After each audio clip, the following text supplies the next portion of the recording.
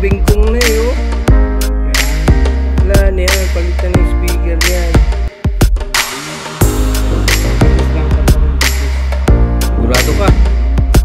Marunong ka pa dito.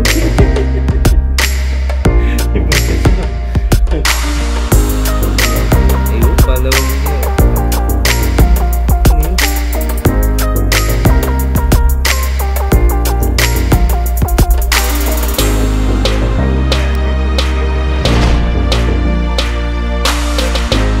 Tapos ko na yung siren. Ano siya eh?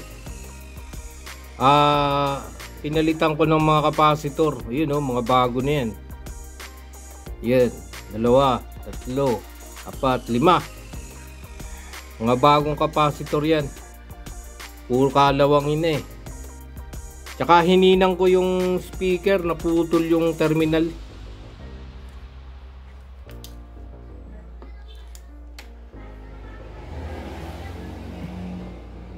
Tingnan natin ang tunog.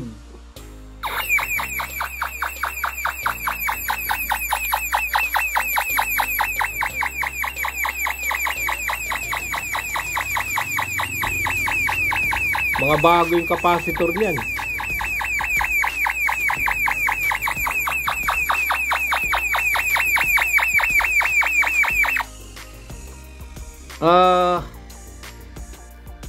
Meron ako ritong reverse engineering ng circuit dito. At ayun yung speaker. Nasa ano siya eh, nasa ano ito? H-bridge. Kasi dito itong portion na ito power section. Power. Then dito amplifier na ito. Dito naman oscillator. Yung mga oscillator niya 1, 2, 3, 4, 4 na transistor. Siya yung tas meron pa ritong driver. At yung speaker nakalagay sa H-bridge. So ang tendency niyan, yung current pumupunta doon sa positive ng speaker, din doon sa kabila rin. Nag-oscillate siya back and forth. Dito naman yun yung kanyang power section, oscillator, amplifier, H-bridge. To. So, okay na siya.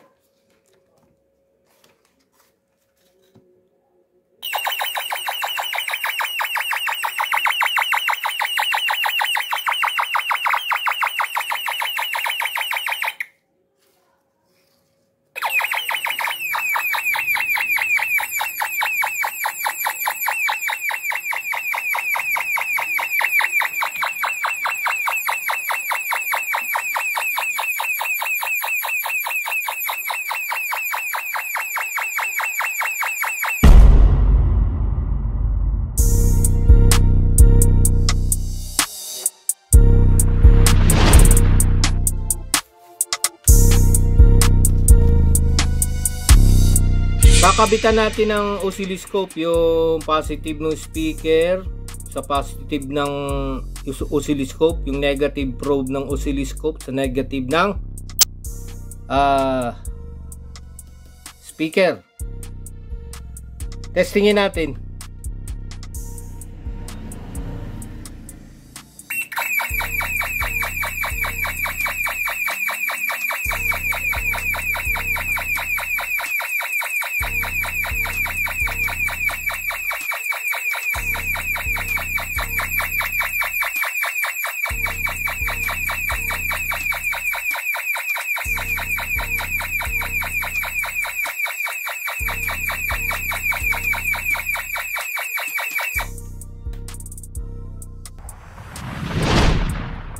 Yun yung kanyang screenshot ng waveform ng siren. So meron siyang voltage spike and then positive and negative voltage. Siya ay nag-sweeping. You know? Testingin ulit natin. May sweeping siya, sweeping.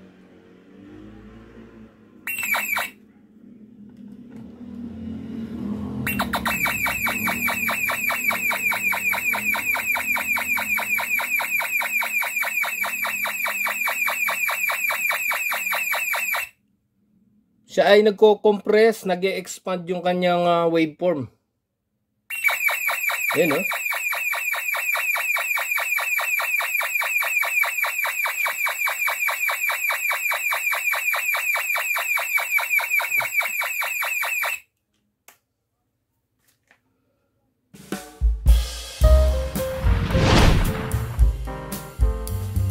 So, ito yung pinaka-actual circuit.